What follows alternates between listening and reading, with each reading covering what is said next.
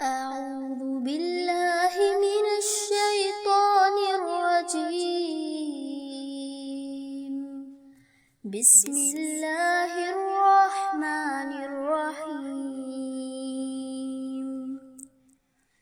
شهر رمضان الذي أنزل فيه القرآن هدى للناس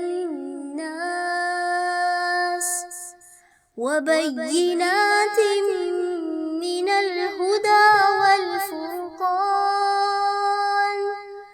فمن شهد منكم الشهر فليصم، ومن كان مريضا أو على سفر فعدة من أيام أخر، يريد الله بكم اليسر ولا يريد بكم العسر، ولتكملوا العدة ولتكبروا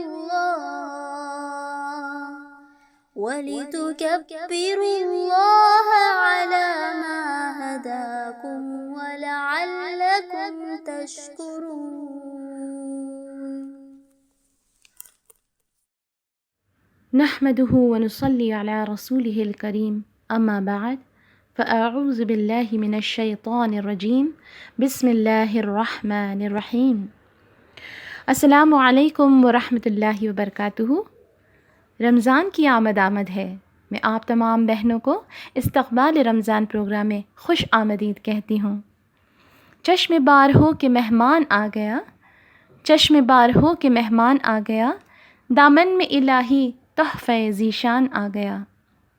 بخشش بھی مغفرت بھی جہنم سے بھی نجات، بخشش بھی مغفرت بھی جہنم سے بھی نجات، دستے طلب بڑھاؤ کہ رمضان آ گیا۔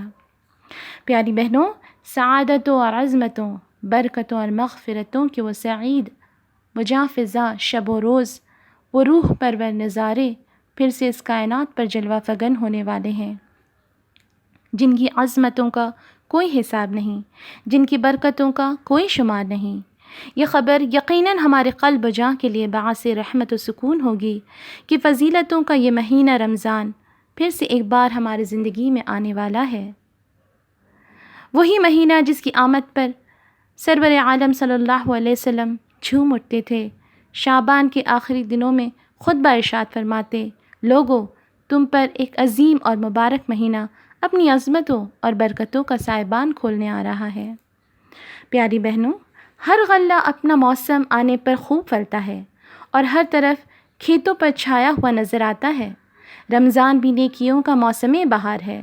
رمضان کا مہینہ بھی پوری فضا کو نیکی اور پرہیزگاری کی روح سے بھر دیتا ہے۔ نبی صلی اللہ علیہ وسلم نے فرمایا، آدمی کا ہر عمل خدا کے ہاں کچھ نہ کچھ بڑھتا ہے۔ ایک نیکی 10 گناہ سے 700 گناہ تک پہنچتی ہے، مگر اللہ تعالیٰ فرماتے ہیں کہ روزہ اس سے مستثنیٰ ہے، وہ خاص میرے لیے ہے اور میں خود اس کی جزا دوں گا۔ پیاری بہنوں، روزہ جنت میں داخلے کا ایک ذریعہ ہے۔ رسول اللہ صلی اللہ علیہ وسلم نے فرمایا، تم روزے کو لازم پکڑ لو، اس لیے کہ اس کی طرح کوئی چیز نہیں۔ روزے دار کے لیے جنت میں ایک خصوصی دروازہ ہے۔ نبی صلی اللہ علیہ وسلم نے فرمایا، جنت کا ایک دروازہ جسے ریان کہا جاتا ہے، قیامت کے دن پکارا جائے گا کہ روزہ رکھنے والے کہاں ہیں؟ چنانچہ جو روزہ رکھنے والا اس میں داخل ہو گیا، اسے کبھی پیاس نہیں لگے گی۔ سبحان اللہ۔ عزیز بہنوں، آئیے اسی موضوع پر ایک ہم سپیچ سنتے ہیں جس کا عنوان ہے، آؤ باب الریان چلیں۔ نحمدہ نستعینہ ونصلی علی رسولہ الکریم، اما بعد فاعوذ باللہ من الشیطان الرجیم، بسم اللہ الرحمن الرحیم۔ السلام علیکم ورحمۃ اللہ وبرکاتہ۔ امید ہے آپ سب بخیر ہوں گی۔ میری بہنیں، آج دنیا میں جو حالات درپیش ہیں، ہر طرف مایوسی کی فضا چھائی ہوئی ہے، لوگوں میں اضطراب پھیلا ہوا ہے، لوگ بہت افسردہ ہو چکے ہیں۔ ہمارے جسموں کے ساتھ ہمارے ذہنوں کو بھی دکھ و آلام نے زخمی کر دیا ہے۔ صحیح کہہ رہی ہوں نا میں؟ تو چلیں आपको इन परेशान कुन हालात से निकाल कर ऐसी मुअत्तर पुरसुकून रहमत और नेमत भरी फ़िज़ा में उस दरवाज़े के सफ़र पर ले चलूँ जिसे बाबुर रैयान कहते हैं, जिसके मुतालिक फ़रमान नबवी है कि जन्नत के दरवाज़ों में एक ख़ास दरवाज़ा है जिसे बाबुर रैयान कहा जाता है। इस दरवाज़े से क़यामत के दिन सिर्फ़ रोज़ादारों का दाखिला होगा, इनके सिवा कोई इस दरवाज़े से दाखिल नहीं हो सकेगा। उनसे पुकारा जाएगा कि किधर हैं वो बंदे जो अल्लाह के लिए रोज़ा रखा करते थे, भूख और प्यास की तकलीफ़ बर्दाश्त किया करते थे। वो इस पुकार पर चल पड़ेंगे, उनके अलावा कोई और इस दरवाज़े से दाखिल नहीं हो सकेगा। जो ही आखिरी रोज़ादार इस दरवाज़े से जन्नत में दाखिल होगा, ये दरवाज़ा बंद कर दिया जाएगा।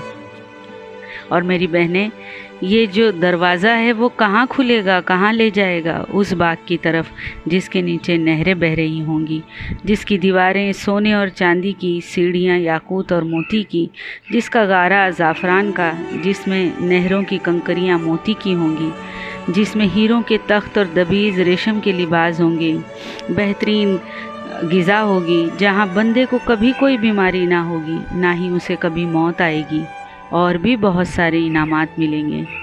तो मेरी बहनें, ये जो दरवाज़े का सफ़र है, ये जल्द ही इसका आगाज़ होने वाला है। ये रोज़ों का मौसम बहुत जल्द हम पर साया फगन होने वाला है। मुबारक हो मुसलमान कि फिर माह सयाम आया, खुदाई रहमतों और बरकतों का अज़दहाम आया। खुदा का शुक्र है फ़स्ल बहार जहाँ फ़िज़ा आई, खुशां किस्मत के फिर से ज़िंदगी में ये मकाम आया। बहुत सारी दुआओं के साथ आगाज़ करती हूँ कि अल्लाह हमको खैर व आफ़ियत के साथ इस रमज़ान तक पहुँचा दे। मेरी बहनें, रमज़ान वो मुबारक महीना है जिसमें कुरान नाजिल हुआ, और इस महीने की अहमियत और क़द्र व मंजिलत को यही एक वजह बहुत बुलंदी अता करती है, क्योंकि कुरान जो सरापा रहमत व नेमत है और मुकम्मल ज़ाब्ता-ए हयात, यही नहीं, सिर्फ़ कुरान ही नहीं बल्कि इसी महीने में इब्राहीम अलैहिस्सलाम को सहीफ़े दिए गए, मूसा और ईसा अलैहिस्सलाम को तौरात और इंजील अता की गई, और दाऊद अलैहिस्सलाम को ज़बूर अता की गई। मेरी बहनें, यानी अल्लाह का ये पसंदीदा महीना है जिसमें वो नबियों को किताबें देता है, और ये किताबें हमारे लिए सबसे बड़ी नेमत हैं। यही वो महीना है जिसमें हक़ और बातिल की पहली बाज़ाब्ता जंग ग़ज़वे बदर वाक़े हुई, जिसे यौमुल फ़ुरक़ान भी कहा जाता है, और इसी महीने में यौमुल फ़तह भी वाक़े हुई, जिसमें एक क़तरा बहाए बगैर इस शहर की कुंजियाँ उम्मत के हवाले की गईं। गोया गलबा इस्लाम की इब्तिदा और तकमील इसी महीने में हुई। लिहाजा रमज़ान जिहाद का महीना है, नफ्स से जिहाद, शैतान से जिहाद और दुश्मनान हक़ से जिहाद। मेरी बहनें, इसकी अहमियत में ये भी बात शामिल है कि इस महीने में एक रात ऐसी होती है जो 1000 महीनों की इबादत से बेहतर होती है, जिसे शब कदर कहते हैं। और इसकी फ़जीलत के बारे में ये भी बात आती है कि इस महीने में किया गया उम्रा हज का सवाब पाता है, और कई रिवायत में आता है अल्लाह के रसूल के साथ हज का सवाब इसमें मिलता है। हर साल माह रमज़ान में अल्लाह ताला फ़रिश्तों को ये हुक्म देते हैं कि जन्नत की तज़यीन और आराइश की जाए, ताकि ये जो मेरे बंदे हैं थक हार कर बोझल होकर जब पहुँचें तो इस जन्नत को देखकर खुश हो जाएं। यही वो मेरी बहनें, इस महीने की फ़जीलत में इमाम क़य्यिम रहमतुल्लाह अलैह फ़रमाते हैं कि सियाम लजामुल मुत्तकीन, हसनतुल मुहारबीन और रियादतुल अबरार वल मुक़र्रबीन है। यानी रोज़ा परहेज़गारों की लगाम, अल्लाह की राह में लड़ने वालों की ढाल, नेक और मुक़र्रब बंदों की रियाज़त है। और अल्लाह ताला इस महीने के बारे में, इस इबादत के बारे में फ़रमाते हैं, इब्ने आदम को तमाम नेक आमाल का बदला 10 गुना से 700 गुना तक दिया जाएगा, लेकिन सिवाय रोज़े के बिलाशुबा वो मेरे लिए है और मैं ही उसका बदला दूंगा। मेरी बहनें, इससे ज़ाहिर होता है कि ये अल्लाह के नज़दीक ये कितनी बेहतरीन इबादत है। और अल्लाह के रसूल ने इसके बारे में फ़रमाया, मेरी उम्मत को 5 इनामात से सरफराज किया गया है जो मुझसे पहले किसी नबी की उम्मत को नहीं दिया गया।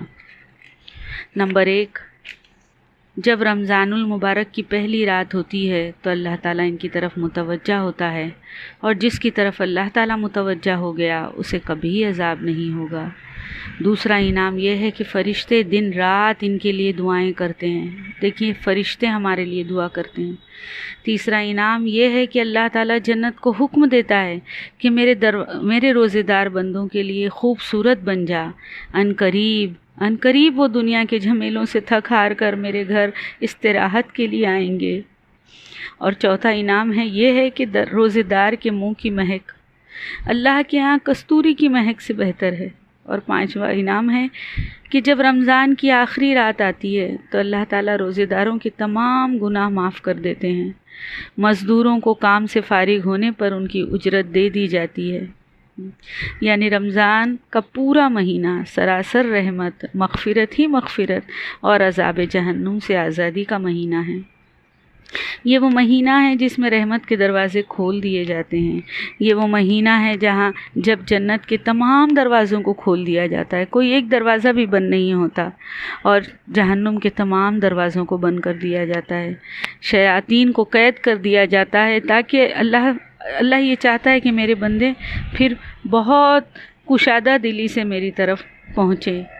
اللہ تعالیٰ روزے داروں سے گناہوں کی میل کچیل کو صاف کرتا ہے، ان کے اخلاق کو سنوارتا ہے، اور ماہ رمضان میں بقیہ مہینوں کی بنسبت نیک اعمال کے اجر میں بے پناہ اضافہ ہوتا ہے۔ اور جو آدمی روزے سے ہوتے ہوئے بھی لغو باتیں اور فضول کام نہ چھوڑے تو اللہ کو اس کے بھوکے پیاسے رہنے کی کوئی ضرورت نہیں ہے۔ میری بہنیں بہت اپنے روزوں کی حفاظت کریں۔ حضرت جابر رضی اللہ تعالیٰ عنہ کا قول ہے، جب تو روزہ رکھے تو اپنی زبان، کان اور آنکھ کا بھی روزہ رکھ، جھوٹ اور محرمات سے پرہیز کر، اپنے پڑوسی کو تکلیف نہ دے۔ روزہ کے دن وقار و متانت تیرے چہرے پر نمایاں ہو، تیرا روزے کا دن اور بغیر روزے کا یعنی عام دن برابر نہ ہو۔ یہ ایک سوچنے والی بات ہے میری بہنیں، بہت زیادہ سوچنے والی بات ہے کہ ہم روزہ رکھتے ہوئے عام دنوں کے بنسبت ہمارا جو رویہ ہے، جو اطوار ہیں، وہ بالکل الگ ہونا چاہیے۔ اب میری بہنیں یہ اتنی بہترین عبادت ہے کہ اللہ تعالیٰ نے فرمایا ہے کہ روزہ تمہارے لیے سفارش کرے گا قیامت کے دن۔ یہ روزہ اور قرآن، یعنی جس نے روزہ رکھا پورے ایمان اور احتساب کے ساتھ، روزہ قیامت کے دن، آج ہم دنیا میں کتنے ایسے سفارشیں ڈھونڈتے ہیں نا جو ہمارے کام کروا دے، تو آخرت میں میری بہنیں جب کوئی کسی کا نہیں ہوگا، ماں بھی اپنے بچے کو بھول جائے گی، تو اس وقت یہ روزہ اور قرآن، سوچیں آپ، یہ روزہ کہے گا، اے اللہ یہ میری وجہ سے تمام حلال کاموں سے بھی رکا رہا، تو اللہ تو اس کو بخش دے، اور پھر اللہ تعالیٰ اس روزے کی سفارش کو قبول کر لے گا۔ یہ وہ چیز ہے میری بہنیں جو اللہ تعالیٰ ہم کو عطا کرنا چاہتا ہے، اور یہ بہت جلد ہم اس سے ملیں گے انشاءاللہ ان روزوں سے۔ تو میں یہ کہنا چاہ رہی تھی کہ الحمدللہ ہم ہر سال رمضان کی تیاری بھی کرتے ہیں، بہترین طریقے سے عبادت کرنے کی کوشش بھی کرتے ہیں، لیکن اس سال کچھ اور۔ دیکھیے حالات کا اگر معائنہ کریں تو ہم یہ سمجھ رہے ہیں کہ اللہ ہم سے ناراض ہے، ہم نے وہ کام نہیں کیا جس کے لیے ہمیں دنیا میں بھیجا گیا تھا، یعنی لوگوں کو اللہ کی طرف بلانا، اور یہ وہ کام ہے جس کے لیے تقویٰ کی صفت بہت زیادہ ضروری ہے۔ یعنی اللہ تعالیٰ جب قرآن کی پہلی جو البقرہ کی آیتیں ہیں کہ متقی لوگ وہ ہیں، ہے نا، ان کو ہدایت ملے گی، یا وہ متقی ہیں جو غیب پر ایمان لاتے ہیں، پھر نماز قائم کرتے ہیں، پھر وہ آخرت پر یقین رکھتے ہیں، ہم نے جو کچھ مال دیا اس میں سے خرچ کرتے ہیں۔ تو یہ ساری جو چیزیں ہیں یہ روزے کی عبادت سے ہمیں بہترین طریقے سے مل جاتی ہے، اور یہ وہی قوت اور طاقت روزہ ہمیں دیتا ہے جو آگے چل کر ہم اللہ کے بندوں کو اللہ کی طرف بلانے میں کام کریں گے۔ تو میری بہنیں یہ جو اتنی اہمیت اور فضیلت ہے ان روزوں کی، یہ اسی وجہ سے ہے کہ اللہ تعالیٰ قرآن میں فرماتے ہیں ہم نے تم پر روزے فرض کیے تاکہ تم تقویٰ حاصل کرو، ہے نا۔ تو یہ جو تقویٰ ہے اس کے لیے قرآن میں فرماتے ہیں کہ ہم دراصل عبادت صوم کا مقصد یہ ہے، मेरी बहनें, इबादत सौम यानी रोज़े की इबादत। ये जो इबादत ही है ना एक रोज़ा जो हम पर फ़र्ज़ की गई है, जैसे नमाज फ़र्ज़ है, तो इबादत सौम का मकसद है कि रोज़ा रखने वाले बंदगान खुदा के मुत्तकी बन जाएं, उनके अंदर अल्लाह के हुक्म की तामील और बुराइयों से रुकने के लिए ज़ब्त नफ्स और सब्र की क़ुव्वत तरक्की कर जाए। देखिए यहाँ कहा गया है तरक्की कर जाए, यानी रोज़े के ज़रिए हम ग्रेड बढ़ाते हैं अपने नफ्स के ज़ब्त का और सब्र की क़ुव्वत का। इस माह में रोज़े फ़र्ज़ करने का मकसद ये है कि हम अपने अंदर वो तक़वा पैदा करें जिससे हमें अल्लाह ताला की किताब और हिदायत का हक़ अदा करने की क़ुव्वत और इस्तेदाद हासिल हो और बंदगाने खुदा के साथ हुस्न सलूक का बर्ताव करते हुए एक पुरसुकून माशरे की तामीर कर सकें। यही वो तक़वा है जो अल्लाह ताला ने कुरान मजीद के आगाज़ में फ़रमा दिया था, और रोज़ों की तमाम इबादत इन फरमान की तामील करती है। हम देखिए रोज़ों की नियत करते हैं, पूरा दिन हलाल चीज़ों को भी अपने ऊपर हराम कर लेते हैं। हम वज़ू करते हुए भी इस बात का ध्यान रखते हैं कि कहीं पानी का एक कतरा भी हमारे हलक के नीचे ना चला जाए। उस वक्त हमें कौन देख रहा होता है मेरी बहनें? कोई नहीं सिवाय अल्लाह के। तो ये गैब पर ईमान है ना, ये मोमिन का गैब पर ईमान है। तो इस रोज़े की नीयत सही, खालिस और सच्ची कर लें इस रमज़ान में कि मैं सिर्फ़ इसको इबादत की नीयत से नहीं करूँगी अल्लाह ताला, बल्कि इन रोज़ों के ज़रिए तू जो चाहता है मुझ में तगय्युर, जो तू मतलूब है, जो तुझे जो ईमान और तकवा, उससे मैं सरफराज हो जाऊँ इन रोज़ों के ज़रिए। यानी मेरी शख्सियत पर इन रोज़ों के आसार ज़ाहिर हो और आने वाले 11 महीनों में मैं इनको और तरक्की देते रहूं, ना कि इनको सुला दूं। फिर देखिए ये महीना कुरान का है, तो कुरान से ताल्लुक़ मज़बूत करना होगा, ज़्यादा से ज़्यादा तिलावत और उस पर गौर व फ़िक्र इसकी मजलिसों में शामिल होकर। फिर देखिए अगली इबादत होती है बदनी इबादत, जो हम नमाज के ज़रिए से अल्लाह के आगे अपनी बंदगी ज़ाहिर करते हैं। तो फिर ये जो नमाज़ें हैं हमारी आम दिनों से बहुत बेहतरीन खुशू व खुजू और पूरी तहारत के साथ, पूरे दिलजोई के साथ।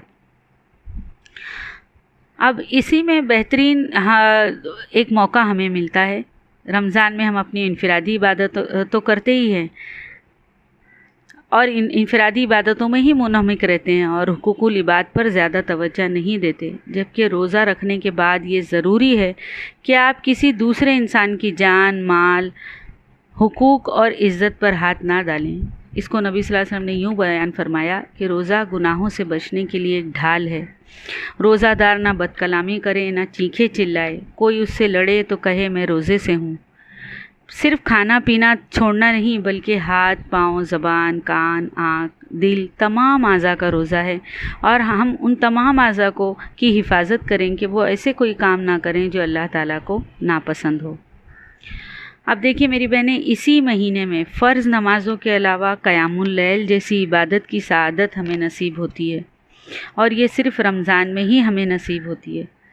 इस क़यामुल लैल में बंदा मोमिन दिन भर अपने आप को रोज़े से बचाते हुए, रोज़े में अपने आप को तमाम लग़वियात से बचाते हुए जब रोज़ा खोल चुका होता है, तो रात में वह अपनी तमाम ताकतों को यकजा करके उस क़यामुल लैल की इबादत के लिए खड़ा हो जाता है। दरअसल मेरी बहनें, तरावी ही क़यामुल लैल है जो शब के शुरू के हिस्से में पढ़ी जाती है, जिसमें बंदा मोमिन पूरे महीने में कुरान से गुज़र जाता है, उसको समझ लेता है, उसकी रहमत पा लेता है, उस पर गौर व फ़िक्र करता है और रात की निस्फ़ या तिहाई हिस्से में फिर क्या करता है? तहज्जुद का एहतमाम करता है, जिस वक्त अल्लाह अपने देखने वाले आसमान पर मौजूद होता है और वो कहता है कोई है मांगने वाला जिसे मैं अता करूं। यही वो वक्त होता है मेरी बहनें जब अल्लाह से हम मांगें और इस वक्त की हलावत से हम अपने आप को महरूम ना करें मेरी बहनें, क्योंकि ये अल्लाह ताला कहता है कौन है जो ऐसी ज़ात को कर्ज़ दे। मेरी बहनें, सिर्फ दिल हिला देने वाली, रुला देने वाली ये हदीस है कि कौन है जो ऐसी ज़ात को कर्ज़ दे जो ना फ़कीर है ना ज़ालिम है, और अल्लाह ताला सुबह तक यही कहते रहते हैं। तो मेरी बहनें, इन औकात का भरपूर फ़ायदा उठाएं। हम सहरी के लिए तो उठते ही हैं, तो थोड़ा कुछ और देर पहले उठ जाएं, 15-20 मिनट पहले, और तहज्जुद का एहतमाम करें। तहज्जुद गुज़ार लोगों के लिए एक और नेमत है कि जब क़यामत के दिन हिसाब किताब होगा تو ان تہجد گزار لوگوں کی ایک الگ قطار بنائی جائے گی اور ان کو سب سے پہلے ان کا حساب لے کر ان کو برخاست کر دیا جائے گا، ان سے وہ بوجھ اتار دیا جائے گا میری بہنیں، کیونکہ یہ جو تہجد کی نماز ہے یہ نفس پر بہت، نفس کو مارنے والی نماز ہے، یعنی اپنی نیند کو توڑ کر اٹھنا۔ اور کہیں میں نے یہ پڑھا تھا کہ تہجد میں صرف اپنی حاجات کو بیان کرنے کے لیے نہ اٹھیں، اس نیت سے نہ اٹھیں۔ دیکھیے اللہ کے رسول جب راتوں میں قیام کرتے تو حضرت عائشہ رضی اللہ تعالیٰ عنہ کیا کہتی انہیں، اللہ کے رسول آپ تو معصوم ہیں، آپ کو تو اللہ تعالیٰ نے جنت کی بشارت دی ہے، پھر کیوں اتنی دیر آپ قیام کرتے ہیں؟ اللہ کے رسول نے فرمایا، اے عائشہ کیا میں اپنے رب کا شکر نہ ادا کروں؟ تو میری بہنیں اس رمضان میں اس نیت سے تہجد کا اہتمام کریں کہ میں اپنے رب کی نعمتوں کا شکر ادا کروں گی۔ مانگنا تو اللہ کو پسند ہے میری بہنیں، لیکن اس کی نعمت کا شکر ادا کرنا بھی بہت ضروری ہے۔ اس سے ہوگا کیا کہ ہماری نعمتوں میں اور اضافہ ہوگا، اللہ اپنی رحمتیں اور برسائے گا، کیونکہ شکر بھی ایک طرح سے عبادت ہے۔ تو میری بہنیں ضرور ان تہجد کی نماز کا اہتمام کریں۔ اور اللہ تعالیٰ سورہ زاریات میں فرماتا ہے کہ متقین وہ ہے جو سحر کے وقت استغفار کرتے ہیں۔ تو یہ وہ وقت ہے جب استغفار کو لازم کریں اپنے اوپر، چاہے ہمارے پاس زیادہ وقت نہ ہو، ہم سحری بناتے بناتے ہی استغفار کی کثرت کریں۔ اور میری بہنیں استغفار صرف یہ نہیں ہوتا کہ ہم زبان سے استغفر اللہ کہیں یا کوئی اور کلمات کہیں، بلکہ حدیث میں آتا ہے کہ جب ہم استغفار کریں تو اپنی ان تمام گناہوں کو یاد کریں، اور ان گناہوں کو یاد کر کے ہمارے رونگٹے کھڑے ہو جائیں، ہمارے آنکھوں سے آنسو رواں ہو جائے۔ اور یہی ہمارے توبہ قبول ہونے کی شرط بھی ہے کہ جب بندہ استغفار کرتا ہے، اپنے گناہوں کا اعتراف کرتا ہے، تو اس کے بدن اور اس کے چہرے پر اس شرمندگی کے آثار نظر آتے ہیں، اس اعتراف کے آثار نظر آتے ہیں، اور پھر وہ نادم ہو کر آنکھوں سے آنسو رواں ہو جاتے ہیں اور اللہ تعالیٰ اس کو معاف کر دیتا ہے۔ تو میری بہنیں یہ وہ وقت ہے جب مسلمان تمام جگہ سے ستائے جا رہے ہیں، مظالم توڑے جا رہے ہیں، اور میری بہنیں کہیں اس معاملے میں ہمارا بھی بہت بڑا رول ہے کہ ہم نے اپنا وہ حق ادا نہ کیا جس کے لیے ہم دنیا میں بھیجے گئے تھے۔ اور میری بہنیں یہ وہ رات ہے، یہ وہ راتیں ہیں رمضان کی جس میں اللہ تعالیٰ خود فرما رہے ہیں کہ کون ہے جو مجھ سے مانگے، تو ضرور ضرور کثرت سے خلوص دل کے ساتھ اپنی تمام گناہوں کی توبہ کریں، ایسی توبہ جس کا مطلب ہم پر ظاہر ہو جائے کہ دوبارہ اس گناہ کی طرف ہم نہ لوٹیں، ایسی توبہ۔ یہی میں نے پہلے کہا نا میری بہنیں کہ اس رمضان کو کچھ اسپیشل، بہت اچھے طریقے سے جو پہلے کیا اس سے بھی بہترین طور سے ہم اس کو گزارنے کی کوشش کریں گے۔ پھر اپنی زبان کو ذکر و اذکار سے لبریز رکھیں، ذکر و دعا کا خاص اہتمام کریں۔ ذکر کیا ہے میری بہنیں؟ ہر وہ کام جو اللہ تعالیٰ کو محبوب ہے ذکر ہے، خواہ دل سے ہو یا زبان سے ہو۔ اس کو کبھی اپنی زبان سے، جیسے الحمدللہ، سبحان اللہ، اللہ اکبر، سبحان اللہ و بحمدہ، اور بہت سارے اللہ کے کلمات ہیں جس سے اپنی زبان کو تر رکھیں۔ لغویات اور بے فضول کی باتیں اور غیبت اور برائی سے اپنی زبان کو دور رکھیں۔ اور خاص کر افطار کے وقت کی دعا دیکھیے، کسی حال میں اس کو مس نہ کریں۔ اکثر ایسا ہوتا ہے نا کہ ہم ہر سال نیت کرتے ہیں، لیکن حالات ایسے ہو جاتے ہیں، دیکھیے جب کرنے کا وقت آتا ہے تب ہم بھول جاتے ہیں، تب ہم پھر سے وہی کاموں میں مصروف ہو جاتے ہیں۔ تو بہت زیادہ ضروری ہے کہ اس سال افطار کی دعا سے پہلے ہی اپنے تمام کاموں کو نمٹا دیں، اور خالص ایک دم اکیلے، ایک دم تنہا ہو کر اپنے آپ میں یہ نہیں کہہ رہی ہوں کہ سب کے ساتھ افطار نہ کریں، میں کہہ رہی ہوں کہ ایک دم دنیا سے کٹ کر اپنے رب کے ہو جائیں افطار کے وقت، اور خوب گڑ گڑا کر دعا مانگے۔ اللہ تعالیٰ افطار کے وقت کی دعا کو رد کرتا ہی نہیں میری بہنیں، تو کیوں نہ ہم اس وقت کا بھرپور فائدہ اٹھائیں۔ اللہ سے ضرور دعا کریں کہ میرا غفلت میں ڈوبا دل بدل دے، ہوا و حرص والا دل بدل دے، آمین یا رب العالمین۔ ماشاء اللہ سامعین، ایک بہت ہی اچھی اسپیچ کے بعد آپ سب کی توجہ چاہوں گی کہ انشاءاللہ اس سال GIH حلقہ خواتین آن لائن دور قرآن کورس منعقد کیا جا رہا ہے۔ سبحان اللہ، اللہ کا فضل و کرم ہے کہ اس بار گھر بیٹھے ہی ہم قرآن کے ایمان پرور ذکر سے گزریں گے اور اپنی روح کو سیراب کریں گے۔ دورہ تفسیر انشاءاللہ 22 اپریل سے شروع ہوگا، یعنی 22 اپریل ڈے 1 ہوگا۔ اس کی ٹائمنگ صبح 10 بجے سے 12 بجے تک ہوں گے اور یہ ہر روز ہوگا۔ یہ کورس 30 دن تک چلے گا اور ہر دن ایک پارے کی تفسیر انشاءاللہ مکمل ہوگی۔ اس کی ڈیٹیلز آپ کو اسی ویڈیو کے ڈسکرپشن میں مینشن کی گئی ہے، آپ سب ضرور اسے دیکھ لینا۔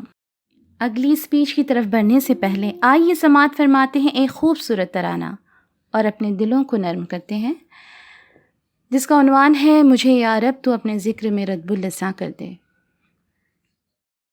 مجھے یا رب تو اپنے ذکر میں رتب اللساں کر دے، مجھے یا رب تو اپنے ذکر میں رتب اللساں کر دے۔ میں تپتی دھوپ میں ہوں، مجھ کو زیر سائباں کر دے، مجھے یا رب تو اپنے ذکر میں رتب اللساں کر دے۔ شقاوت سے میرا دل ہو گیا مانند پتھر کے، شقاوت سے میرا دل ہو گیا مانند پتھر کے، تو اس پتھر سے یا رب اشک کا دریا رواں کر دے، مجھے یا رب تو اپنے ذکر میں رتب اللساں کر دے۔ میرے ظاہر کو جیسے حسن سنت سے نوازا ہے، میرے ظاہر کو جیسے حسن سنت سے نوازا ہے، میرے باطن میں بھی پیدا وہ ساری خوبیاں کر دے، مجھے یا رب تو اپنے ذکر میں رتب اللساں کر دے۔ تیری ہی ذات میری زیست کا مقصود بن جائے، تیری ہی ذات میری زیست کا مقصود بن جائے، خیالی غیر کو احساس پر کو حاضراں کر دے، مجھے یا رب تو اپنے ذکر میں رتب اللساں کر دے۔ فقط ایک ساتھ باقی کو نگاہوں کا بنا مرکز، فقط ایک ساتھ باقی کو نگاہوں کا بنا مرکز، اثر اس کے علاوہ بند ساری کھڑکیاں کر دے، مجھے یا رب تو اپنے ذکر میں رتب اللساں کر دے۔ عزیز بہنوں، بے شک رمضان اور قرآن کے درمیان بہت ہی گہرا تعلق ہے۔ رمضان قرآن کا مہینہ ہے۔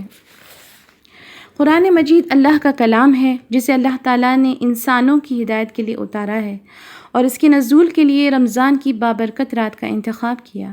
اللہ تعالیٰ کا ارشاد ہے اِنَّا أَنزَلْنَاهُ فِي لَيْلَةٍ مُبَارَكَةٍ إِنَّا كُنَّا مُنذِرِينَ، بے شک ہم نے اس کو ایک مبارک رات میں اتارا کیونکہ ہم ہی خبردار کرنے والے تھے۔ یعنی اللہ تعالیٰ نے اسے اپنے ذمے لیا کہ وہ ہم لوگوں کو دنیا میں صرف کھانے پینے اور سونے جاگنے کے لیے نہیں چھوڑ دے، بلکہ ہمیں کیا کرنا چاہیے اس کی مکمل رہنمائی کے لیے کتاب اتاری ہے۔ عبداللہ بن عباس رضی اللہ تعالیٰ عنہ بیان کرتے ہیں کہ رمضان میں ہر رات جبرائیل علیہ السلام آپ سے ملاقات کرتے تھے اور نبی اکرم صلی اللہ علیہ وسلم انہیں رمضان گزرنے تک قرآن سناتے۔ اس روایت سے اس بات پر دلیل ملتی ہے کہ رمضان میں قرآن میں مشغول رہنا کتنی اہمیت رکھتا ہے۔ رمضان میں سب سے زیادہ خیر والا کام یہ ہے کہ ہم اپنے آپ کو قرآن میں مشغول رکھیں۔ اسی لیے نبی صلی اللہ علیہ وسلم نے فرمایا کہ روزہ اور قرآن قیامت والے دن بندے کے حق میں سفارش کریں گے۔ روزہ کہے گا، اے رب، میں نے اسی دن کے وقت کھانے سے اور شہوات سے روکے رکھا، تو میری سفارش اس کے حق میں قبول کر لے۔ اور قرآن کہے گا، میں نے اسی رات کو سونے سے روکے رکھا، تو میری سفارش اس کے حق میں قبول کر لے، تو ان دونوں کی سفارشیں قبول کر لی جائیں گی۔ ان احادیث سے رمضان میں قرآن کی تلاوت، حفظ اور تدبر کرنے کی اہمیت کا پتہ چلتا ہے۔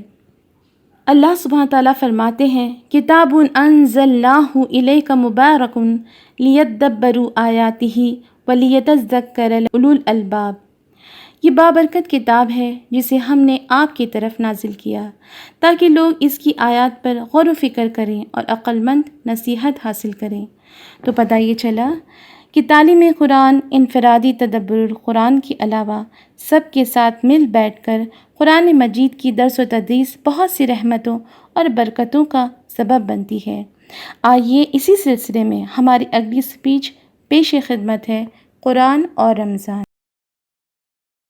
نحمده ونستعينه ونستغفره ونؤمن به ونتوكل عليه ونعوذ بالله من شرور أنفسنا ومن سيئات أعمالنا ومن يهده الله فلا مضل له ومن يضلله فلا هادي له ونشهد أن لا إله إلا الله ونشهد أن محمدا عبده ورسوله أما بعد، میری عزیز بہنوں، السلام علیکم ورحمۃ اللہ وبرکاتہ۔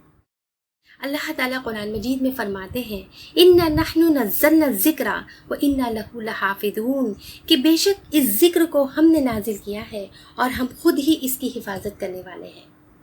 میری عزیز بہنوں، ذکر کے معنی ہے قرآن مجید۔ یہ ایک یاد دہانی ہے۔ دنیا کی تمام کتابوں میں شکوک و شبہات پائے جا سکتے ہیں، لیکن قرآن مجید ایک واحد کتاب ہے جس کی حفاظت کی ذمہ داری اللہ تعالیٰ خود اپنے ذمہ لیتا ہے۔ تا قیامت کوئی اس میں رد و بدل نہیں کر سکتا، اور اس کا سب سے بڑا ثبوت بھی ہے کہ اللہ تعالیٰ نے اسے لوگوں کے دلوں میں محفوظ کر دیا ہے۔ چنانچہ ہم دیکھتے ہیں کہ 12 15 سال کے بچے حافظ قرآن ہیں۔ دنیا کے کسی ملک میں آپ چلے جائیے، کوئی ملک ایسا نہیں ہے جہاں پر اسے پڑھنے والے، اسے حفظ کرنے والے لوگ موجود نہ ہوں۔ میری عزیز بہنوں، قرآن مجید میں ایسا لطف ہے، ایسا سرور ہے کہ جب انسان اس کی تلاوت کرتا ہے تو اس پر ایک وجد سا طاری ہونے لگتا ہے، اس کے رونگٹے کھڑے ہو جاتے ہیں اور اکثر آنکھوں سے آنسو جاری ہو جاتے ہیں۔ یہ سامنے والے کو عاجز کر دیتا ہے کیونکہ یہ ایک معجزہ ہے۔ مشرکین مکہ بھی جب قرآن کی تلاوت کی آواز ان کے کانوں میں پہنچتی تھی، جب وہ سنتے تھے تو وہ کانپ جایا کرتے تھے۔ ایک مرتبہ کی بات آپ کو بتاتے ہوئے چلوں کہ اللہ کے رسول صلی اللہ علیہ وسلم مسجد حرم میں تشریف لے گئے اور وہاں پر دیکھا کہ قریش کا بہت بڑا مجمع ہے اور اس میں بڑے بڑے سردار بھی موجود ہیں۔ تو اللہ کے رسول صلی اللہ علیہ وسلم نے بلند آواز میں سورہ نجم کی تلاوت شروع کر دی، اور جب آپ سورہ نجم کے آخر میں ان دہلا دینے والی آیات پر پہنچے کہ ہذا نذیر من نذور الاولی ازفت العاذفہ لیس لہا من دون اللہ کاشفہ، کہ ایک تنبیہ ہے پہلے سے آئی ہوئی تنبیہات میں سے، آنے والی گھڑی قریب آ لگی ہے، اللہ کے سوا کوئی اس کو ٹالنے والا نہیں ہے۔ افمن ھذا الحدیث تعجبون وتضحکون ولا تبکون، پھر کیا یہی وہ باتیں ہیں جن پر تم تعجب کرتے ہو، ہنستے ہو اور روتے نہیں ہو؟ وہ انتم سامدون، اور گا بجا کر انہیں ٹالتے ہو۔ فاسجدوا للہ وعبدوا، پس جھک جاؤ اللہ کے آگے اور بندگی کرو۔ اور یہ کہہ کر اللہ کے رسول صلی اللہ علیہ وسلم سجدے میں گر گئے۔ سجدہ کرنے لگے کیونکہ یہ آیات سجدے کی ہے. اور اللہ کے رسول صلی اللہ علیہ وسلم کے ساتھ ساتھ سارے مشرکین کا مجموعہ جو اس وقت موجود تھا سب کے سب سجدے میں گر گئے. وہ قرآن انہیں ہوش نہ رہا. وہ قرآن کو سننے میں اتنے منہمک ہو گئے, اتنے کھو گئے تھے کہ وہ بھول گئے کہ ہم رسول اللہ کے کٹر دشمن ہیں, اور سب کے سب سجدے میں گر گئے. میری بہنوں, اس قرآن نے سب کو عاجز کر دیا. واقعی میں یہ ایک معجزہ ہے, عاجز کر دینے والا. سبحان اللہ. ویسے تو دنیا میں بہت سارے انبیاء ہیں اور ان کو اللہ تعالیٰ کی طرف سے بہت سے معجزات عطا کیے گئے, جیسے کہ حضرت موسیٰ علیہ السلام کو دیکھیے کہ ان کے 2 معجزے تو بڑے مشہور ہیں, ایک ید بیضا اور ایک عصا. ید بیضا حضرت موسیٰ علیہ السلام کا ہاتھ تھا کہ آپ جب بغل سے یا جیب سے نکالتے تو وہ چمکنے لگتا تھا, بہت ہی شائن کرتا تھا. اور عصا آپ کی وہ لاٹھی تھی کہ جب آپ زمین پہ رکھتے تو وہ خوفناک اژدہے کی شکل اختیار کر لیتا تھا. لیکن کمال کی بات تو یہ ہے میری بہنوں, غور طلب بات یہ ہے کہ وہ معجزات حضرت موسیٰ علیہ السلام کے ساتھ مخصوص تھے اور انہی کے ساتھ ختم ہو گئے. اسی طرح سے اللہ کے رسول صلی اللہ علیہ وسلم کو بھی بہت سے معجزات اللہ تعالیٰ نے عطا فرمائے کہ چاند آپ کی انگلی کے اشارے سے 2 ٹکڑے ہو گیا. تھوڑی سی چیز ہوتی کھانے پینے کی لیکن بہت سارے لوگ اس سے پیٹ بھر کے کھا لیتے تھے. ایک پیالہ دودھ ہوتا لیکن بہت سارے لوگ شکم سیر ہو جاتے تھے. لیکن وہ معجزات بھی اللہ کے رسول صلی اللہ علیہ وسلم کے ساتھ مخصوص تھے اور آپ ہی کے ساتھ ختم ہو گئے. لیکن ایک معجزہ ایسا ہے جو رہتی دنیا تک قائم رہنے والا ہے, اور وہ ہے قرآن مجید. یہ ایک چیلنج ہے رہتی دنیا تک کے, جیسے کہ وہ ایک چیلنج تھا حضرت موسیٰ علیہ السلام کا عصا. جب اللہ تعالیٰ نے موسیٰ علیہ السلام کو عصا عطا فرمایا تو یہ نشانیاں عطا فرمائی, تو کہا کہ اے موسیٰ تم ان نشانیوں کو لے کر فرعون کے دربار میں جاؤ اور انہیں اسلام کی دعوت دو. جب موسیٰ علیہ السلام فرعون کے پاس پہنچے تو فرعون کا کیا رد عمل تھا؟ فرعون کا رد عمل یہ تھا کہ فرعون نے کہا کہ موسیٰ تم تو جادوگر ہو, تم جادوگر معلوم ہوتے ہو, جادو کے زور سے یہ سب کر رہے ہو, میں تمہارا مقابلہ کرواؤں گا. اور اس نے پورے ملک سے ماہر بڑے بڑے جادوگروں کو بلایا اور موسیٰ علیہ السلام کے ساتھ مقابلہ کروایا. یہاں غور طلب بات یہ ہے میری بہنوں کہ لوگ مقابلہ کروایا, مقابلہ بھی ہوا, خوب ہوا, لیکن جیت کس کی ہوئی؟ جیت حق کی ہوئی. یہاں پر غور طلب بات یہ ہے کہ لوگ مقابلے کے لیے تیار ہو گئے. لیکن جب اللہ کے رسول صلی اللہ علیہ وسلم اس قرآن مجید کو لے کر اپنی قوم کے پاس آئے اور ان کے سامنے اسے پیش کیا تو شروع میں ان کا بھی رد عمل یہی تھا. انہوں نے کہا کہ ارے یہ تو کسی انسان کا لکھا ہوا ہے, کوئی جن ہے جو آپ کو سکھا پڑھا کے جاتا ہے, یہ قصے کہانیاں آپ نے ادھر ادھر سے سن کر آتے اور ہمیں بیان کرتے ہو. تو اللہ تعالیٰ نے کہا کہ ٹھیک ہے, اگر یہ کسی انسان کا لکھا ہوا ہے تو آ جاؤ, ہو جاؤ مقابلے کے لیے تیار, اس قرآن جیسا کوئی کلام بنا کر لے آؤ. لیکن میری بہنوں وہ اس کے مد مقابل کوئی کلام نہ پیش کر سکے. تب ان سے کہا گیا کہ ٹھیک ہے, پورا کلام نہ صحیح 10 صورتیں ہی اس کے لیے اس کی جیسی بنا لاؤ. لیکن اس کا بھی جواب ان کی طرف سے نہیں آیا. تب انہیں لاسٹ وارننگ دے دی گئی کہ کل فاتو بصورت مثلہ وادعوا من استطعتم من دون اللہ ان کنتم صادقین, کہ اے محمد کہہ دو کہ اگر تم اپنے اس الزام میں سچے ہو کہ کوئی جن کوئی انسان آ کر پڑھا کر جاتا ہے تو تم بھی اس جیسی ایک صورت تصنیف کر لو, گھڑ لو, بنا لو, بتاؤ لا کے, اور ایک خدا کو چھوڑ کر جس کو چاہے بلا سکتے ہو بلا لو. لیکن اس کا جواب کیا آیا میری بہنوں؟ اس کا جواب یہ آیا کہ ما ھذا کلام البشر. میں آپ کو بتاتے چلوں کہ اللہ کے رسول صلی اللہ علیہ وسلم کو جو معجزہ دیا گیا تھا قرآن مجید, اس زمانے میں شاعری بہت عروج پہ تھی. مطلب بہت بڑے بڑے چوٹی کے شاعر ہوا کرتے تھے, فصاحت اور بلاغت بہت عام تھی, اور یہ سمجھ لیجئے کہ ہر چلتا پھرتا انسان شاعر تھا. اور ان شعراء میں سے جس کا چوٹی کا کلام ہوتا تھا, جس کا بہت بہترین کلام ہوتا تھا, اس کلام کو جو ہے خانہ کعبہ کی دیوار پہ چسپاں کر دیا جاتا تھا, اور وہ اس وقت تک خانہ کعبہ کی دیوار پہ موجود رہتا تھا جب تک اس سے بہتر کلام جو ہے کوئی نہ بنا لے. جب اس سے بہتر کوئی کلام بنا لیتا تو پھر اس کو اتار کر اسے لگا دیا جاتا. اب یہ ہوا کہ کسی نے انا اعطیناک الکوثر, سورہ کوثر جو ہے خانہ کعبہ کی دیوار پہ لکھ کر لگا دی. اب شعراء آتے گئے اور اس کو دیکھتے گئے, غور و خوض کرتے رہے, اس جیسی کوئی چیز بنا لے, کوئی جملہ بنا لے, کوئی آیت بنا لے, لیکن میری بہنوں وہ بنا نہ پائے. تو کون سا جملہ بنا پائے؟ ما ھذا کلام البشر, کہ کسی انسان کا لکھا ہوا نہیں ہے. سبحان اللہ. میری عزیز بہنوں، اگر ہم اللہ کے رسول صلی اللہ علیہ وسلم کی زندگی اور قرآن کو سامنے رکھیں تو دنیا کے ہر شخص کو یہ بات ماننی پڑے گی، خواہ وہ مسلمان ہو یا غیر مسلمان.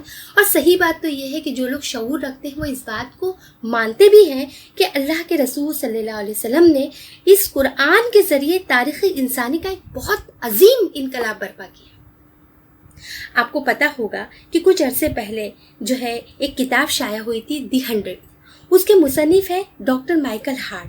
انہوں نے جو ہے پوری دنیا میں سے 100 شخصیتوں کا انتخاب کیا، یعنی پوری ورلڈ کی 100 عظیم شخصیتیں، پھر ان کی درجہ بندی کی، یعنی ان کو نمبر دیے کہ 100 پھر 99 پھر 98، یعنی پہلے عظیم پھر اس سے عظیم پھر اس سے بہتر پھر اس سے بہتر بہتر بہتر، اور وہ نمبر 1 پر لائے میرے اور آپ کے نبی محمد صلی اللہ علیہ وسلم کو. اور انہوں نے کہا کہ مجھے اس کی وضاحت کرنی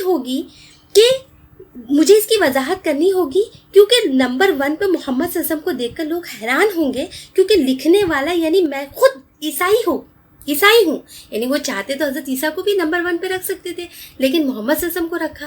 تو مجھے اس کی وضاحت کرنی ہوگی. اور انہوں نے اس کی وضاحت کرتے ہوئے بتایا کہ لوگوں نے اپنی زندگی کے 2 خانے بنا لیے ہیں. ایک خانے کو وہ کہتے ہیں یہ دنیاوی خانہ ہے، اور دوسرے خانے کو وہ کہتے ہیں کہ مذہبی خانہ ہے. جو لوگ مذہب کے پیچھے چل پڑے انہیں دنیا سے کوئی سروکار نہیں تھا، صرف مذہب ہی کے پیچھے چل پڑے. اور جو لوگ دنیا کے پیچھے چل پڑے، جیسے سکندر اعظم، ہٹلر، بہت ساری بڑی بڑی فتوحات حاصل کی، لیکن انہیں مذہب سے کوئی تعلق نہیں تھا. لیکن صرف اور صرف ایک شخصیت ایسی ہے جو دونوں میدانوں میں بیک وقت انتہائی کامیاب انسان ہے، اور وہ ہے محمد صلی اللہ علیہ وسلم. آپ نے دونوں میدانوں میں ایک نئی تہذیب، ایک نیا تمدن، ایک نئی نظام زندگی اور ایک نئی حکومت قائم کی، یعنی زندگی کے ہر اعتبار سے انقلاب برپا کیا. یہ ہے محمد صلی اللہ علیہ وسلم کا وہ کارنامہ جسے غیر مسلم بھی تسلیم کرتے ہیں. یہاں پر یہ بات کہنے کی وجہ یہ ہے میری بہنوں کہ اس عظیم انقلاب کے لیے حضور کا اعلی انقلاب کا ہتھیار جو ہے وہ قرآن تھا. اسی قرآن کے ذریعے لوگوں کے ذہن بدلے، سوچ بدلی، عقائد بدلے. پہلے لوگ زندگی کو عزیز سمجھتے تھے، اب موت انہیں سب سے بڑھ کر پیاری لگنے لگی.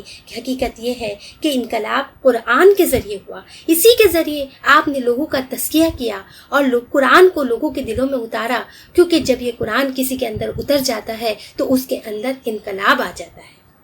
میری عزیز بہنوں، یہاں پر میں حضرت عمر رضی اللہ تعالیٰ عنہ کی ایک ہلکی سی جھلک آپ کے سامنے بتانا چاہوں گی، پیش کرنا چاہوں گی کہ اسلام لانے سے پہلے آپ کیسے تھے اور اسلام لانے کے بعد آپ میں کیا تغیر آیا. میری عزیز بہنوں، یہ وہی عمر ہے کہ جب انہیں پتہ چلتا ہے کہ کوئی مسلمان ہو گیا ہے تو اس کے پیچھے ہاتھ دھو کر پڑ جاتے، اسے ستاتے، اسے پریشان کرتے، تکلیف دینے میں کوئی کسر نہیں اٹھا کے رکھتے تھے. ان کی ایک لونڈی تھی، جب حضرت عمر رضی اللہ تعالیٰ عنہ کو پتہ چلا کہ اس نے اسلام قبول کر لیا ہے تو اسے اتنا مارتے کہ مارتے مارتے تھک جاتے، اور بیچاری تڑپتی رہتی لیکن اپنے اسلام پر، اپنے ایمان پر قائم رہتی. اور جب مارتے مارتے تھک جاتے تو رک جاتے اور کہتے، میں تجھے رحم کھا کے نہیں چھوڑ رہا ہوں، بلکہ اس لیے چھوڑ رہا ہوں کہ میں تھک گیا. لیکن میری عزیز بہنوں، یہی عمر ہے کہ جب اسلام قبول کرتے ہیں تو ان میں کیسی تبدیلی آتی ہے، کیسا تغیر آتا ہے. آپ دیکھیے کہ جب یہ اسلام قبول کرتے ہیں اور اللہ تعالیٰ انہیں اتنا عروج عطا فرماتا ہے کہ وہ وقت کے امیر المومنین بن جاتے ہیں. خلیفہ وقت امیر المومنین ہیں، راتوں کو گشت کر رہے ہیں، گلیوں سڑکوں گھوم کر دیکھ رہے ہیں کہ کوئی پریشان حال تو نہیں ہے، کوئی مصیبت زدہ تو نہیں ہے. دن میں حکومت کے انتظامات سنبھال رہے ہیں اور راتوں میں اپنی پرجا، اپنی کیا کہیں گے، اپنی رعایا کی خبرگیری کے لیے گشت کر رہے ہیں مدینہ کی گلیوں میں. ایک دفعہ اسی طرح گشت کرتے کرتے آپ 3 میل دور نکل جاتے ہیں، اور آپ جب 3 میل دور چلے جاتے ہیں تو آپ دیکھتے ہیں کہ ایک جھوپڑا ہے، ایک چھوٹا سا گھر ہے جس میں بچوں کی بلک کے رونے کی آوازیں آ رہی ہیں. حضرت عمر رضی اللہ تعالیٰ عنہ اس گھر کے پاس جاتے ہیں تو کیا دیکھتے ہیں کہ چولہے پر ہانڈی چڑھی ہوئی ہے اور بچے بلک کے رو رہی ہیں. اب ان کی ماں ان کے پاس بیٹھی ہوئی ہے تو حضرت عمر رضی اللہ تعالیٰ عنہ کہتے ہیں کہ اے خاتون، تم ان بچوں کو چپ کیوں نہیں کرواتی، یہ کیوں رو رہے ہیں؟ تو وہ خاتون کہتی ہے کہ میرے بچے بھوکے ہیں اور مجھے ان کو کھلانے کے لیے میرے پاس کچھ بھی نہیں ہے. میں نے خالی ہانڈی چولہے پہ چڑھا دی ہے تاکہ یہ بہل جائے کہ کچھ پک رہا ہے اور اسی آس میں یہ سو جائے. میری عزیز بہنوں، سن کر حضرت عمر رضی اللہ تعالیٰ عنہ کی آنکھوں میں آنسو آ جاتے ہیں۔ آپ واپس 3 میل دور جاتے ہیں، اپنے پاس جو بھی سامان اویلیبل ہوتا ہے ایک بورے میں آٹا، گھی، کھجوریں وغیرہ لاتے ہیں اور اپنی پیٹھ پر وہ تھیلا لے کر چل پڑتے ہیں۔ آپ کا غلام آپ سے کہتا ہے کہ امیر المومنین یہ تھیلا مجھے دے دیجئے، میں پہنچا دیتا ہوں۔ تو حضرت عمر رضی اللہ تعالیٰ عنہ کہتے ہیں کہ کیا قیامت کے دن تم میرے گناہوں کا بوجھ اٹھا سکو گے؟ اور یہ کہہ کر چل پڑتے ہیں۔ میری بہنوں، 6 میل کا فاصلہ طے کیا ہے، ابھی واپس سے 3 میل دور، اتنی دور اس خاتون کے پاس جاتے ہیں اور اپنے سامنے بیٹھ کر کھانا پکوا کر ان بچوں کو کھلاتے ہیں، اور پھر جو ہے دوسرے دن اس خاتون کا وظیفہ مقرر کر دیتے ہیں۔ میری عزیز بہنوں، فرق دیکھیے کہ اسلام سے پہلے ایک عورت کے اوپر کتنا ظلم کر رہے ہیں اور اسلام لانے کے بعد اس خاتون سے کیسا سلوک کر رہے ہیں، اور اس کے باوجود ہمیشہ اپنا احتساب کرتے تھے کہ کاش میں 3 کا ہوتا، کاش میں پیدا ہی نہ ہوا ہوتا، کاش میری ماں نے مجھے جنا ہی نہیں ہوتا۔ میری عزیز بہنوں، یہ فرق، یہ تبدیلی دراصل اسی اسلام، اسی قرآن کی دین ہے۔ سچ یہ ہے کہ جس کے دل میں قرآن اتر جاتا ہے اس کے اندر خود بخود انقلاب برپا ہو جاتا ہے، وہ پورا کا پورا تبدیل ہو جاتا ہے۔ میری عزیز بہنوں، یہی وہ چیز ہے جس کے بارے میں اللہ تعالیٰ قرآن مجید میں فرماتے ہیں، یا ایھا الناس قد جاءتکم موعظۃ من ربکم، اے لوگو تمہارے پاس تمہاری رب کی طرف سے نصیحت آ گئی ہے، وہ شفاء لما فی الصدور وہ ھدی ورحمۃ للمؤمنین، یہ وہ چیز ہے جس میں دلوں کے امراض کی شفا ہے، اور اسے جو قبول کر لے، جو اسے مان لے، ان کے لیے رہنمائی اور رحمت ہے۔ قل بفضل اللہ وبرحمتہ فبذلک فلیفرحوا، کہ اے نبی صلی اللہ علیہ وسلم کہو کہ یہ تو اللہ کا فضل ہے اور اس کی مہربانی ہے کہ یہ چیز اس نے تمہارے لیے بھیجی ہے، اس پر تو لوگوں کو خوشی منانی چاہیے۔ ہوا خیر مما یجمعون، اور یہ ان تمام چیزوں سے بہتر ہے جسے لوگ جمع کر رہے ہیں۔ یہاں قرآن کو موعظت کہا گیا ہے۔ موعظت کا مطلب ہوتا ہے نصیحت، یعنی اے لوگو تمہارے رب کی طرف سے تمہارے پاس نصیحت آ گئی ہے۔ نصیحت وہ چیز ہوتی ہے جو دلوں کے اندر نرمی پیدا کرتی ہے، یعنی انسان کے دل اگر سخت ہوں گے تو اس میں کوئی چیز داخل نہیں ہو سکے گی، اسی لیے پہلے اس سختی کو نرم کریں گے۔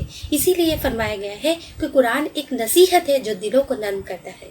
جیسے ایک چٹیل میدان ہو، جب اس میں ہل چلایا جائے گا تبھی نرمی پیدا ہوگی اور وہ بارش کا پانی اپنے اندر اخذ کر سکے گا، اگر سخت ہوگا تو پانی باہر سے ہی بہہ کر نکل جائے گا۔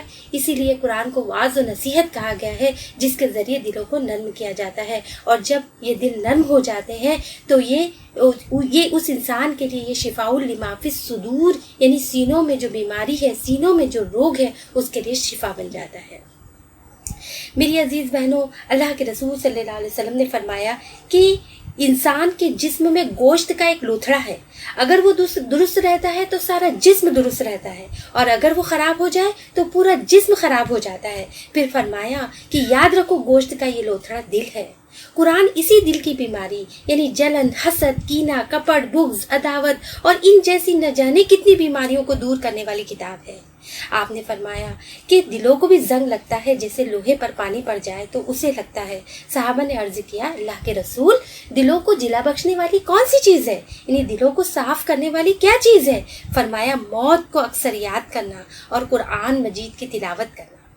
پھر یہی قرآن ان کے لیے نفع بخش ثابت ہوگا جنہوں نے اس کی ہدایت سے دنیا اور آخرت میں فائدہ اٹھایا۔ دنیا میں تو لوگوں کے لیے شفاء لما فی الصدور ہوگا ہی، اور آخرت میں خدا کی رحمت کی بدلیاں ان پر سایہ کریں گی۔ نبی صلی اللہ علیہ وسلم نے فرمایا کہ سورہ البقرہ اور ال عمران یہ 2 بدیوں کی صورت میں میدان حشر میں ظاہر ہوں گی، اس طرح سے قطار میں آئیں گی جیسے کہ 2 بادل ہوں، جیسے کہ 2 سائبان ہوں، یا جیسے قطار میں اڑتے ہوئے پرندوں کی 2 ٹولیاں، 2 جھنڈ ہوں جو اپنے پر پھیلائے ہوئے ہوں اور اپنے پڑھنے والوں کی طرف سے مباحثہ کریں گی، ان پر سایہ کریں گی جن کو اس سے محبت تھی۔ یہی نہیں میری بہنوں، سورہ البقرہ اور سورہ ال عمران کی تو فضیلت ہے ہی، مگر یہ قرآن خوشخبری دیتا ہے ان لوگوں کو جو اسے رات دن تلاوت کرتے ہیں، اس میں غور و فکر کرتے ہیں اور اس کے احکامات کو اپنی زندگی میں نافذ کرنے کی کوشش کرتے ہیں۔ انہیں خوشخبری دی گئی ہے کہ جب قرآن پڑھنے والا قیامت کے دن پیش ہوگا تو قرآن اپنے رب سے کہے گا، اے میرے رب اسے جوڑا پہنا۔ बस इसे इज्जत और बुजुर्गी और करामत का जोड़ा पहना दिया जाएगा। फिर कुरान कहेगा, ए मेरे रब, तो इससे राजी हो जा। अल्लाह ताला इससे राजी हो जाएगा। फिर उससे कहा जाएगा कि कुरान पढ़ते जाओ और बुलंद दर्जात पर चढ़ते जाओ, और हर हर्फ के बदले उसकी नेकी बढ़ा दी जाएगी। और उससे कहा जाएगा, एक दूसरी हदीस में ये बात है कि तेरा मकाम वो होगा जहां तेरी आखिरी आयत की तिलावत खत्म होगी। सुभान अल्लाह। मेरी अजीज बहनों, देखिए अल्लाह ताला कितना गफूर और रहीम है, क्योंकि अल्लाह ताला खुद कहता है ना कि मेरे बंदो, ये तुम्हारे अमाल ही तो हैं जिनको मैं तुम्हारे लिए गिनता रहता हूँ, फिर तुम्हें इसका पूरा पूरा बदला दूंगा। इसलिए जो शख्स अच्छा बदला चाहे, उसे चाहिए कि अल्लाह की बड़ाई बयान करे। और अल्लाह की बड़ाई किस तरह होगी? इसी कुरान के ज़रिए उसकी बढ़ाई को, अल्लाह की किबरियाई को अल्लाह की ज़मीन पर नाफिज करना होगा। मेरी अजीज़ बहनों, अब हमें देखना होगा कि इस जिक्र से, इस नसीहत से हमारा क्या ताल्लुक़ है। क्या आज हम अपनी ज़िंदगी के मामलात में इससे हिदायत मांगते हैं? क्या हम इससे पूछते हैं कि हमारे अकायद क्या होने चाहिए, आमाल कैसे हों, अखलाक कैसे हों, हमारा लेन देन किस तरह हो, दोस्ती दुश्मनी में किस कानून की पाबंदी करें, हक क्या है, बातिल क्या है, इताअत किसकी करनी चाहिए, नाफरमानी किसकी, हमारे लिए इज्जत, फलाह और नफ़ा किस चीज़ में है और जिल्लत और रुसवाई किस चीज़ में। अगर हम अपना जायज़ा लें तो अफसोस कि हमने आज ये सारी बातें कुरान से पूछनी छोड़ दी हैं। हम ये सारी बातें काफिर और मुश्रिकों के तरीकों से पूछते हैं, सीखते हैं, मगरिबी तहजीब से सीखते हैं और खुद अपने नफ्स के शैतान से। इसलिए आज इसकी सजा दुनिया भर के मुसलमान भुगत रहे हैं और खुद इस देश के मुसलमान भी। ये कतई नामुमकिन है, ऐसा हो ही नहीं सकता कि कोई कौम अल्लाह की किताब की हामिल हो, उसके पास कुरान जैसी नेमत हो और फिर भी दुनिया में जलील और ख्वार हो, दूसरों की महकूम हो और गुलामी की जिंदगी जीने पर मजबूर हो, और उसके गले में गुलामी का फंदा हो जिसकी डोर गैरों के हाथ में हो कि वो उसको उस तरह से हाके जिस तरीके से जानवर हाके जाते हैं। ये अंजाम उसका सिर्फ उसी वक्त होता है मेरी बहनों, जब वो कौम अल्लाह की किताब पर जुल्म करने लगती है।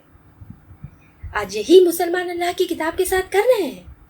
और जब कोई कौम अल्लाह की किताब पर जुल्म करने लगती है तो खुदा भी उन्हें अपने अजाब का मजा चखाता है, जैसे बनी इसराइल का अंजाम हुआ था।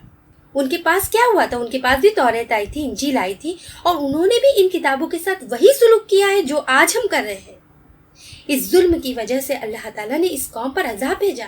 इसके बारे में अल्लाह ताला फरमाते हैं कि अगर वो तौरात और इंजील और उन किताबों की पैरवी पर कायम रहते जो उनके पास भेजी गई थी, तो उन पर आसमान से रिस्क बरसता और ज़मीन से उबलता। मगर उन्होंने अल्लाह की इन किताबों पर जुल्म किया। नतीजा ये हुआ कि उन पर जिल्लत और ख्वारी मुसल्लत कर दी गई और वो खुदा के गज़ब में घिर गए।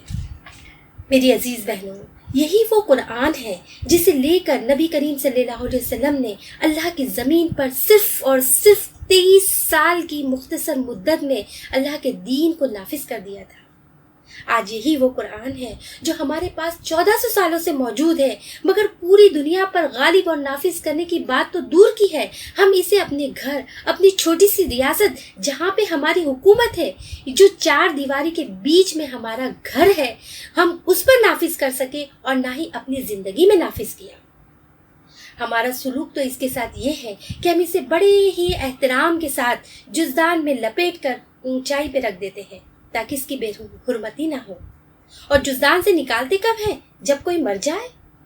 गोया कुरान का ताल्लुक जिंदों की बजाय मुर्दों से है। हम इसे हुसूल सवाब का जरिया बनाने के बजाय ईसाल सवाब का जरिया बना देते हैं। इसके अलावा जब दुकान और मकान की ओपनिंग होती है तब कुरान निकाला जाता है खैर और बरकत के लिए, या फिर जिन और भूत भगाने के लिए, या फिर इसकी आयतों को लिखकर गले में बांध लेते हैं या घोलकर पी जाते हैं। अब बताइए इससे क्या कोई फायदा हासिल होगा? बिल्कुल इसी तरह से कि अगर कोई शख्स बीमार हो जाए और वो डॉक्टर इसे दवा पर्ची पर लिख कर दे और वो शख्स बजाय इसके कि दवाई लाए और उसे खाए, वो पर्ची को ही घोल कर पी जाए या उसको फोल्ड करके गले में लटका ले, तो क्या हम ऐसे शख्स को नासमझ नहीं कहेंगे? बिल्कुल इसी तरीके से आज हमारा हाल हो गया है मेरी बहनों। اگر ہم یاد رکھیں کہ اگر ہم اس قرآن سے ایسی ہی حقیر اور بے حقیقت چیزیں مانگیں گے تو یہی ہمیں ملے گی. اگر ہم اس قرآن سے دنیا کی بادشاہت اور روئے زمین کی حکومت مانگیں گے تو یہ بھی ہمیں ملے گی. اور اگر عرش الہی کے قریب اس کے ذریعے پہنچنا چاہیں گے تو یہ ہمیں وہاں بھی پہنچا دے گا. یہ تو ہمارے ظرف کی بات ہے کہ ہم سمندر سے پانی کی 2 بوندیں مانگتے ہیں جبکہ سمندر تو پورا کے پورا دریا بخشنے کے لیے تیار ہے. حقیقت میں قرآن وہ شے ہے جس سے انسان کبھی سیر ہو ہی نہیں سکتا. دنیا کی باقی کتابیں پڑھنے سے انسان اکتا جاتا ہے، یعنی 1 بار 2 بار سے زیادہ نہیں پڑھ سکتا.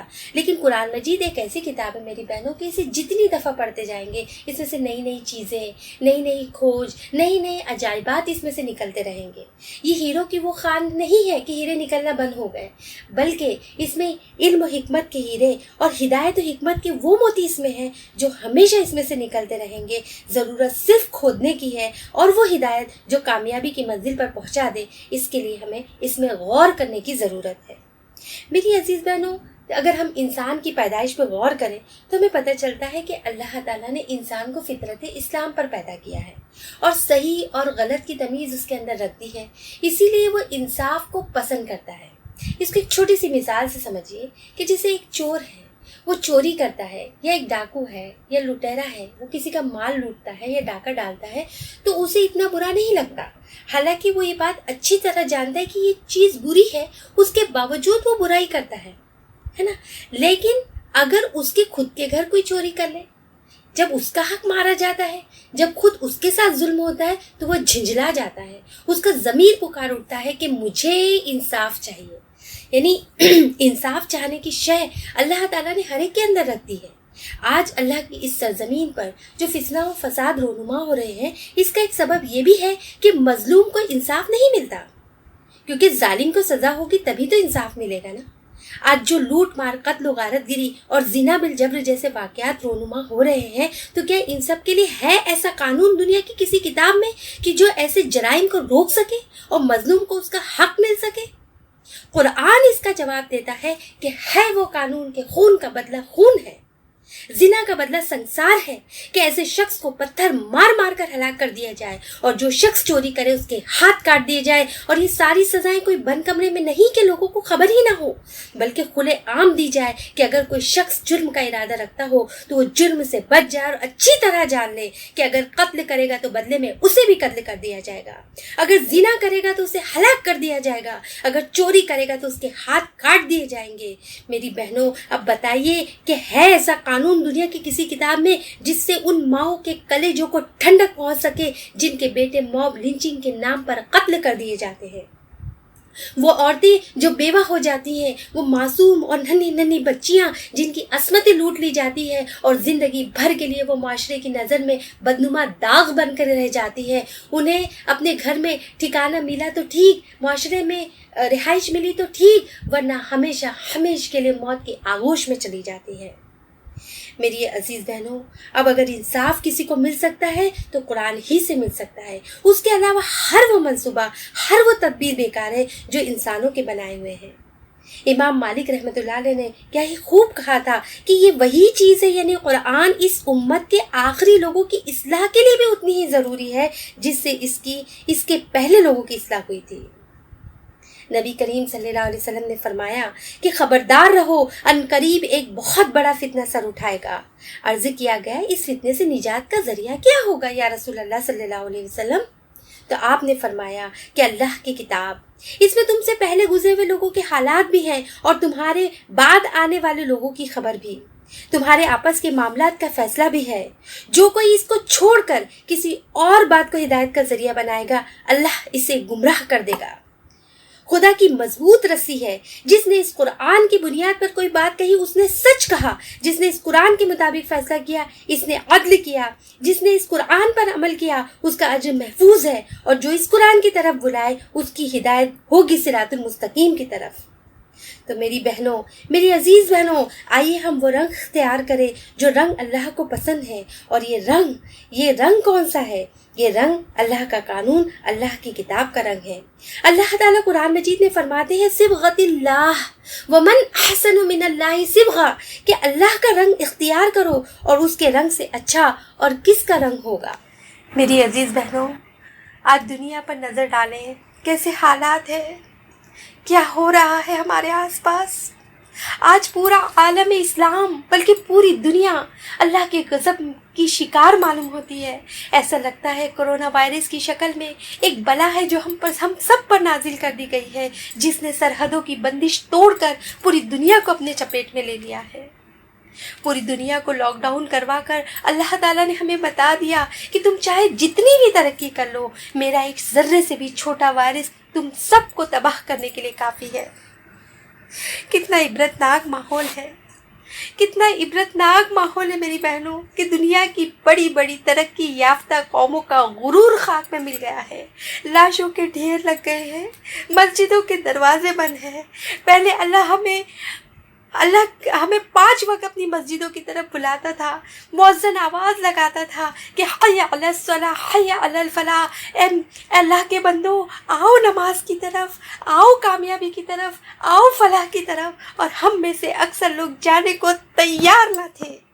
اب اگر ہم سب جانا بھی چاہیں تو اس نے اپنی مسجدوں کے دروازے ہم سب پر بند کر دیے ہیں۔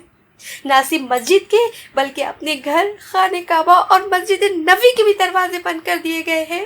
عمرہ پر پابندی لگا دی گئی ہے، حتیٰ کہ اب تو حج بھی مشکل نظر آ رہا ہے۔ میری بہنیں سوچے، کیا یہ سب محض وبا ہے یا ہمارے رب کی شدید ناراضگی؟ حیرت ہے ابھی بھی مسلمان پر کہ وہ ہوش میں نہیں آ رہا، ابھی بھی اپنے گھر بیٹھ کر ٹی وی ڈراموں، فلموں، گیموں اور انٹرنیٹ پر اپنی نفس پرستی میں ڈوبا ہوا ہے۔ میری عزیز بہنوں، اللہ تعالیٰ کا ایک قاعدہ کلیہ ہے کہ وہ ایسے چھوٹے چھوٹے عذاب اس لیے نہیں بھیجتا کہ وہ لوگوں کو برباد کر دے، انسانی زندگی کو تباہ کر دے، بلکہ اس لیے بھیجتا ہے کہ لوگ ہوش میں آ جائے، اپنی اوقات پہچانے اور اپنے رب سے مدد طلب کرے، اپنے رب کی طرف رجوع کرے۔ آئیے میری بہنوں، اپنے رب کی طرف لوٹ آؤ۔ اس کا وعدہ ہے ان اللہ یغفر الذنوب جميعا، کہ وہ سارے گناہوں کو معاف کر دے گا۔ ہم اس کی طرف پلٹے تو صحیح، رجوع تو کریں۔ اس موقع پر میری بہنیں، آئیے ہم سب توبہ کریں، اجتماعی توبہ۔ ایسے حال میں کہ موت ہمارے سامنے کھڑی ہے، عبرتناک موت، جس کا نہ کوئی جنازہ ہے، نہ نہلانا، نہ دھلانا، نہ کفن۔ انسانوں کو جانوروں کی طرح پلاسٹک میں لپیٹ کر قبروں میں پھینکا جا رہا ہے۔ انسان کی اتنی بڑی تعداد ایسی عبرتناک موت کو تو اس سرزمین میں بھی شاید پہلے کبھی نہ دیکھا ہوگا۔ میری بہنوں، اب تو قرآن کھولو، اب تو دیکھو کہ تمہارا رب تم سے کیا کہنا چاہ رہا ہے۔ الم یعنی للذین آمنوا ان تخشع قلوبہم لذکر اللہ وما نزل من الحق۔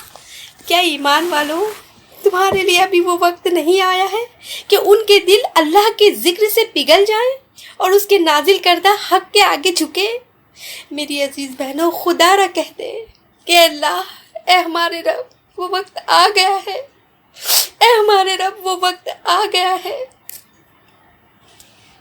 رمضان آنے والا ہے میری بہنوں، آئیے اس مبارک مہینے کو قرآن کا مہینہ بنا دے، اور واقعی یہ قرآن کا مہینہ ہے۔ کچھ اللہ کی بندیوں نے، جماعت اسلامی ہند کی خواتین نے آن لائن دور تفسیر کا انتظام کیا ہے۔ ہم ایک ہال میں بیٹھ کر اجتماعی طور پر قرآن نہیں سمجھ سکتے تو کیا ہوا، اس وقت آن لائن تفسیر میں وقت گزارے، گھر میں اپنے بچوں کے ساتھ، اپنے بال بچوں کو لے کر قرآن سمجھے، اپنے گھر کو، اپنی محفل کو قرآن سے سجا دے۔ میری عزیز بہنیں، مبارک ہے وہ گھڑی جس میں یہ کتاب نازل ہوئی۔ مسلمانوں اٹھو، قرآن کی دعوت کو پھیلاؤ، جہاں بے اما کو عافیت کے راز سمجھاؤ۔ زمانہ آج بھی قرآن ہی سے فیض پائے گا، اندھیرا صاف چھٹ جائے گا، یہ سورج جگمگائے گا۔ وآخر الدعوانا ان الحمد للہ رب العالمین۔ جزاک اللہ خیر باجی اس روح پرور تقریر کے لیے۔ آؤ بہنوں، اس بار ہم عزم کریں کہ اللہ کو راضی کر لیں گے، اس کی کتاب کو مضبوطی سے تھام لیں گے، اپنے تمام گناہوں کی معافی مانگ لیں گے، اس رمضان ہم وقت ہرگز نہ ضائع کریں گے کہ سبحان اللہ، یہ تو گناہوں کی بخشش کا مہینہ ہے، رب کو منانے کا مہینہ ہے۔ ہماری رب سے یہی دعا ہے، بس تیرے ہی سامنے ہم جھکاتے ہیں جبین، بس تیرے ہی سامنے ہم جھکاتے ہیں جبین، لاکھ ہم عاصی سہی انت خیر الغافرین، لاکھ ہم عاصی سہی انت خیر الغافرین، کہ تو ہی بخشنے والا ہے یا رب، کہ تو ہی بہتر بخشنے والا ہے۔ اسی کے ساتھ بہنوں آج کا پروگرام مکمل ہوتا ہے۔ بس آخری ریمائنڈر کے طور پر انشاءاللہ ہم سب 22 اپریل 22 اپریل کو ملیں گے دورہ تفسیر کے لیے۔ اس کا ڈیوریشن ہے صبح 10 سے 12 بجے تک، ہر دن 30 دنوں کے لیے۔ تمام بہنوں سے گزارش ہے کہ دورہ تفسیر کے لیے 15 منٹ پہلے ہی آن لائن آ جائیں، اپنے ساتھ قرآن رکھیں اور ذکر و اذکار پڑھنا شروع کر دیں۔ پیاری بہنوں، ابھی سے اپنے ارادوں کو مضبوط کر لیں کہ انشاءاللہ 30 دن آپ ہمارے ساتھ قرآن کے درس میں شامل ہوں گے، اور دورہ تفسیر کی ڈیٹیلز ویڈیو کے ڈسکرپشن میں دی ہوئی ہے۔ اجازت چاہتی ہوں۔ السلام علیکم ورحمۃ اللہ وبرکاتہ۔